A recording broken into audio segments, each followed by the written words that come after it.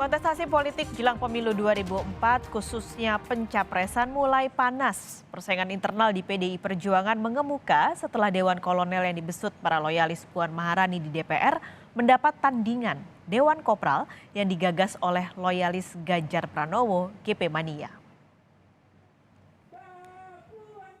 Dewan Kolonel dalam beberapa hari ini jadi perbincangan di jagat politik Indonesia. Adalah anggota fraksi PDI Perjuangan yang ingin loyal kepada Ketua DPP Puan Maharani membentuk kelompok kerja bernama Dewan Kolonel. Tugasnya mendukung kerja Puan sebagai Ketua DPR yang juga Ketua DPP PDIP. Namun tak tertutup kemungkinan pembentukan ini sebagai cara mengusung Puan menjadi bakal calon presiden PDI Perjuangan. Meskipun penentuan calon presiden tetap di tangan Megawati Soekarno Putri sebagai Ketua Umum PDI Perjuangan.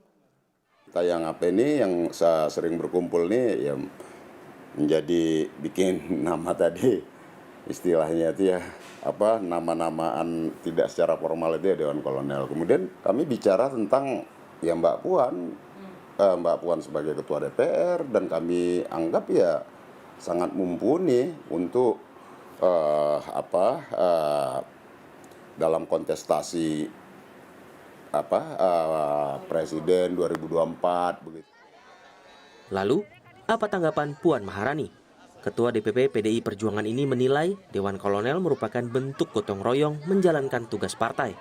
Puan menjelaskan, sesuai instruksi Ketua Umum PDIP, Megawati Soekarno Putri, semua kader, simpatisan, dan struktural partai harus bersiap menuju 2024.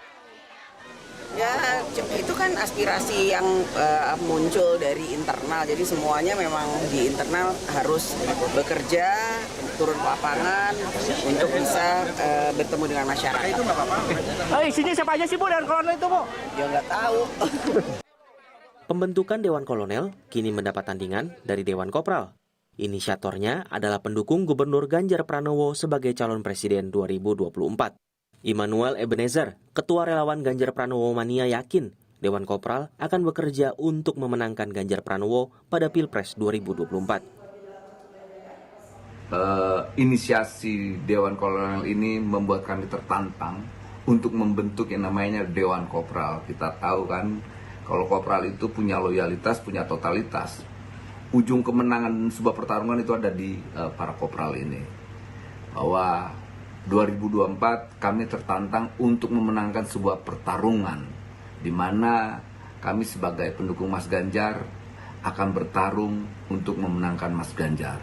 Kalau elit bisa membuat Dewan Kolonel, maka rakyat akan membuat Dewan Kopral. Soal dukungan untuk dirinya, Ganjar Pranowo meminta semua pihak menahan diri. Gubernur Jawa Tengah ini mengingatkan soal pencapresan adalah kewenangan Ketua Umum PDIP Megawati Soekarno Putri. Semuanya bisa menahan diri. Tadi Pak Sekjen sudah menyampaikan mungkin itu hanya candaan-candaan, jadi publik tidak perlu merespon. Ya, toh penentuan soal capres-capres kan kalau PDI Perjuangan itu urusan Ketua Umum. Yang kedua yang menentukan juga partai. Kalau sudah ditentukan ya saya kira semua relawan dari pendukung siapapun kan bisa kolaborasi. Tahan diri, edukasi publik agar semuanya ya demokrasinya makin dewasa. Persaingan antar pendukung rentan memicu kisruh di internal partai. Namun peneliti Center for Strategic and International Studies CSIS Arya Fernandes justru melihat yang terjadi saat ini adalah internal PDI Perjuangan semakin solid mengukuhkan satu nama di 2024. Sekaligus sebagai ujian bagi Puan Maharani untuk meningkatkan tingkat elektabilitasnya menghadapi para pesaing di Pilpres 2024.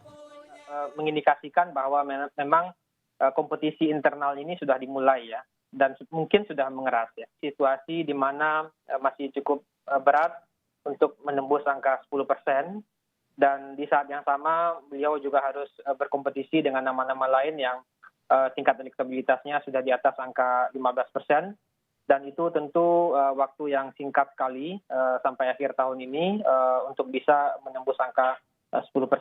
Loyalis harus menyiapkan strategi-strategi untuk memastikan Bu Puan bisa mendapatkan tiket pencalonan dalam nominasi Pilpres ke depan.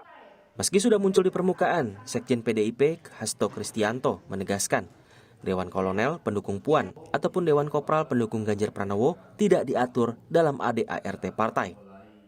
Jadi arahan Ibu Ketua Umum juga sangat tegas, tadi juga diingatkan oleh Ibu Ketua Umum, yaitu tidak ada. Pak Hasto, ini muncul lagi Pak Dewan Kopral pendukungnya Pak Ganjar, gimana dong Pak? Ya namanya ini kan guyon-guyonan politik. Ya, nanti ada Dewan Prajurit, nanti ada Dewan Panglima, nah ada Dewan Kepala Daerah, ya itu gojekan-gojekan. Enggak, kita udah tegaskan ya. Masing-masing pendukung Puan dan Ganjar kini tengah mencari beragam celah agar jagoannya dapat menjadi kontestan di Pilpres 2024. Namun melalui Dewan Kolonel, apakah ini mengisyaratkan tiket Ganjar Pranowo untuk maju Pilpres 2024 telah tertutup?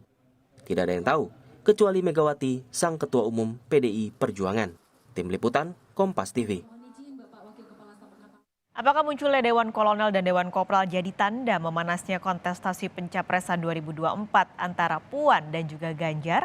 Sudah bergabung bersama kami analis politik dari UIN Syarif Hidayatullah Jakarta, Adi Praitno. Mas Adi, halo selamat siang. Ini seru nih. Tadi Pak Hasto juga udah bilang sebenarnya enggak itu cuman guyon gitu. Jadi kemunculan Dewan Kolonel dan Kopral ini sudah pasti cuman gimmick ya berarti Mas Adi? Saya kira ini serius ya, tidak ada soal pencapresan 2024 itu yang sifatnya gimmick, lucu-lucuan dan apalagi main-main. Saya menangkap ini bahwa masing-masing tim sukses dan pendukung semakin mengeras. Cuman memang antar pendukung ini ada bedanya. Kalau Puan Maharani itu kan relatif didukung secara solid, secara mayoritas oleh elit-elit PDIP, terutama yang saat ini hampir semua menjadi macan tenayan. Mereka bikin Dewan Kolonel namanya. Itu elit yang kemudian ingin mengonsolidasi, bukan hanya ingin membackup keseluruhan kinerja Puan sebagai Ketua DPR, tapi tentu tugas utamanya adalah bagaimana mengkonversi suara PDIP yang 20% menjadi suara Puan. Yang kedua tentu saja kalau Puan serius ingin diusung di 2024 harus mencari ceruk pemilih di luar PDIP. Karena untuk menang Pilpres tidak cukup kalau hanya bermodalkan 20%. Sementara pada saat yang bersamaan kita tahu munculnya Dewan Kopral ini kan sebagai bentuk supaya Pak Ganjar itu dinilai sebagai sosok yang tidak ditinggalkan sendirian.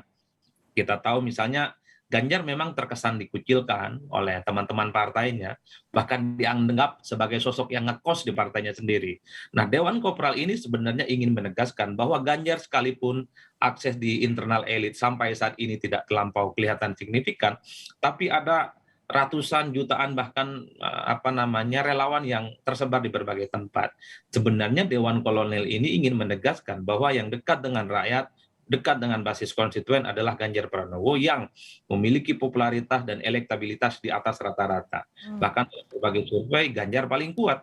Tapi memang kalau soal tiket pencapresan, terutama pada level elit-elit PDIP, memang untuk saat ini terkesan Ganjar itu mendapatkan ganjalan dari teman-temannya sendiri. Ini yang sebenarnya terjadi. Ini semacam perang terbuka antara tim pendukung Puan Maharani dan tim pendukung Ganjar Pranowo.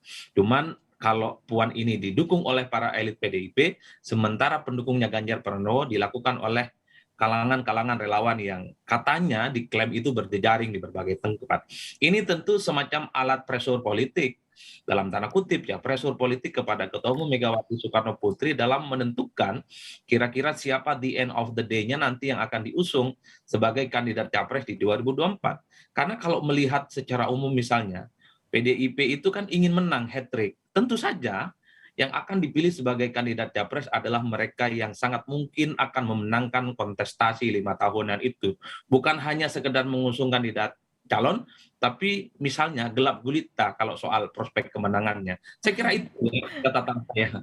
Oke, ini berarti ada persaingan juga antara elit dan non-elit dan secara psikologi ingin menunjukkan gitu bahwa siapa yang lebih didukung oleh rakyat. Berarti sekarang Mas Adi, sikap Bu Mega ini harus apa? Kemarin memang yang menyampaikan adalah dari Pak Hasto begitu. Tapi apakah harus Ibu Mega sendiri yang menyampaikan kalau nggak boleh ada dewan-dewanan gitu, belum boleh ada seperti ini sampai nanti ada nama yang keluar dari mulut Megawati Soekarno Putri? Ya tentu Mbak Mega membutuhkan satu kontemplasi yang cukup panjang karena punya begitu banyak kader politik ya. Bahkan dulu Hasto itu menyebutkan ada 4 kader yang masuk nominasi kandidasi pencapresan. Tapi dilihat irisannya belakangan kan sudah mulai head to head antara Puan Maharani dan Ganjar Pranowo. Semua orang tahu Puan Maharani adalah putri mahkota, terah politiknya Soekarno dan anaknya Megawati. Tapi pada saat yang bersamaan orang juga tahu elektabilitas Puan itu tidak terlampau signifikan, masih di bawah 5%. Tapi pada saat yang bersamaan ada sosok figur namanya Ganjar Pranowo, dinilai sebagai orang yang suka ngekos di partainya sendiri, tapi pada saat yang bersamaan memiliki daya tangkap, elektabilitas, dan penerimaan publik yang cukup luar biasa. Tentu dalam konteks ini rumit bagi Mbak Mega untuk memutuskan kira-kira siapa yang akan diusung untuk 2024. Kalau mau jujur sebenarnya Puan itu adalah pilihan realistis bagi PDIP untuk diusung 2024. Realistis karena terah politiknya Soekarno dan anaknya Megawati. Dan orang juga menyatakan tidak mungkin Mbak Mega tidak memberikan tiket pencapresan kepada anaknya. Itu rasional argumen itu. Tapi ketika misalnya ditanya, anggaplah misalnya Puan diusung untuk di 2024, apakah nama Puan akan kompetitif jika dihadap-hadapkan misalnya dengan nama Prabowo Subianto, ataupun mungkin nanti nama Anies Baswedan yang sangat mungkin mendapatkan tiket pencapresan dari Nasdem, dari PKS, dan Partai Demokrat. Kalau PDIP berpikir bagaimana menang untuk yang ketiga kalinya, mengusung Puan Maharani di head-to-head-kan dengan Prabowo ataupun dengan Anies Baswedan, tentu bukan perkara mudah memberikan tiket kepada Puan. Sementara pada saat yang bersamaan, Ganjar, tapi bukan terah politiknya Soekarno, tapi bisa mengalahkan nama besar seperti Anies Baswedan, dan bisa juga mengalahkan Prabowo Subianto. Itu dalam beberapa simulasi survei yang kita lakukan. Kerumitan-kerumitan ini sepertinya memang akan terus bergulir sampai titik akhir jelang-jelang penentuan soal siapa capres yang akan diusung oleh PDIP. Makanya saya selalu mengatakan sepertinya PDIP memang tetap membiarkan tim Puan Maharani, timnya Ganjar Pranowo untuk terus melakukan kerja-kerja politik, melakukan sosialisasi politik. Nanti akan dilihat kira-kira daya adaptasi dan daya jual kedua figur ini, kira-kira siapa yang akan memungkinkan PDIP hat-trick untuk yang ketiga kalinya di pemilu. Karena Berarti, PDIP itu kalau soal pileg kayaknya sudah merasa menang dan di atas angin. Tapi bicara pilpres sangat hati-hati soal penentuan siapa calon yang akan diusung. Tapi berarti untuk Ganjar ini pintunya sudah tertutupkah atau masih ada potensi karena tadi banyak faktor begitu, masih ada potensi bahwa nanti akhirnya nama Ganjar yang keluar dari PDI Perjuangan meskipun bukan terah Soekarno? Ya pintunya 50-50 karena memang belum ada secara resmi pernyataan dari Megawati Soekarno Putri sebagai veto player yang bisa menentukan soal siapa kandidat capres dari PDIP. Yang kedua bisa dijelaskan juga kenapa saya sebut 50-50. Hasto sebagai orang nomor 2 di PDIP menyatakan bahwa ada 4 nama yang masuk dalam radar nominasi pencapresan. Ada Puan, ada Ganjar, dan lain-lain, ada Azwar Anas dan ada Risma. Itu artinya apa? 4 orang ini sangat mungkin untuk bisa masuk dalam radar pencapresan PDIP. Sekalipun orang tahu bahwa di internal elit PDIP bisa dipastikan saat ini 100% solid dengan Puan Maharani, tapi kan publik juga tidak bisa menerka bahwa tiket itu otomatis akan diberikan kepada Puan. Pertanyaannya kan kalau memang Puan sebagai satu-satunya orang yang diusung secara loyal, secara total oleh semua elit PDIP, kenapa sampai sekarang belum diputuskan bahwa Puan lah adalah sosok yang akan diusung di 2024? Toh PDIP bisa maju sendiri, sudah ada Puan Maharani, lalu tunggu apa lagi? Kan itu sebenarnya. Karena ini tidak kunjung diumumkan, publik kemudian berspekulasi. Jangan-jangan ada pertimbangan lain. Nama-nama seperti Ganjar Pranowo menjadi pertimbangan yang cukup penting karena pada saat yang bersamaan Ganjar ini selain punya relawan, relatif punya ceruk pemilih di luar PDIP, dan orang juga tahu bahwa Ganjar ini dianggap replika, bahkan duplikasi dari wajah politiknya Jokowi di 2024. Kalau saya membaca secara umum, wajah dan hati Pak Jokowi untuk 2024 sampai saat ini tetap ingin mengusung Ganjar Pranowo maju pilpres. Cuman sepertinya Pak Jokowi itu tidak mau head to head dan berhadapan-hadapan dengan Mbak Megawati yang saat ini sebagai veto player, the one and only yang bisa menentukan soal pencapresan di 2024 dari PDIP. Oke, jadi memang mau tidak mau keputusannya pasti harus dari Megawati Soekarno Putri. Tapi ini ada sebuah pandangan yang sangat menarik gitu. Ganjar di satu sisi elektabilitasnya tinggi, tapi saingannya susah nih, putri mahkota dari PDI Perjuangan.